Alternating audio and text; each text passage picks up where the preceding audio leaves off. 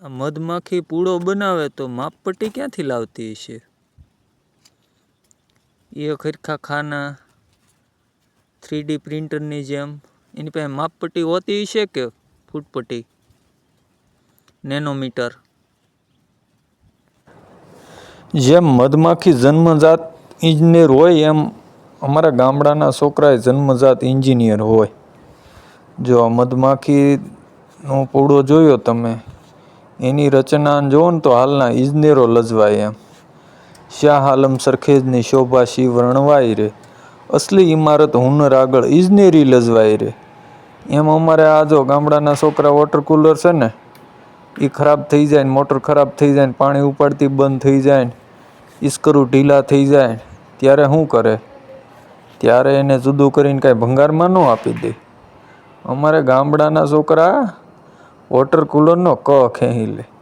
આ 15 વર્ષ જૂનું છે, 5 વર્ષ તો પોપની મોટર ચડાવીને પાણી ઉપર ચડાવ્યું. હવે એ પંપની મોટર હાલતી નથી. ત્યારે એને શું કર્યું કે બધા હળમાખડા કર્યા નોખા અને પછી બાંધ્યું એને દોરડું.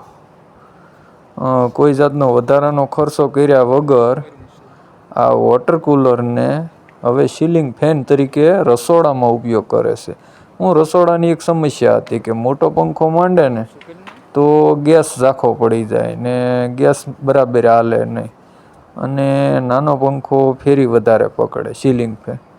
એટલે આ વધારાનું વોટર કુલરનું પંખુડી હતી ને નાની એવી, એને દોરડે કરી અને આડહરે ટીંગાડી દીધી.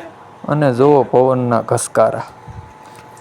નો ગેસ પાતળો થાય, નો ભડકો થાય, નો ગેસ ઓલવાઈ જાય, અને રસોઈ કરવાની તો એવી મજા આવે કે એની વાત જવા દો.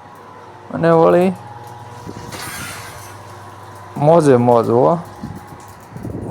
જો રસોઈ કામ ચાલુ છે અને આ બાજુ પંખાનું ફિટિંગ કરી નાખ્યું ઉપર, અને હવે અમારે ઠકરાણીને ગરમી નહીં થાય. જો પવનની પણ લહેરું ફૂંકે હો, ઝીણી પંખુડી.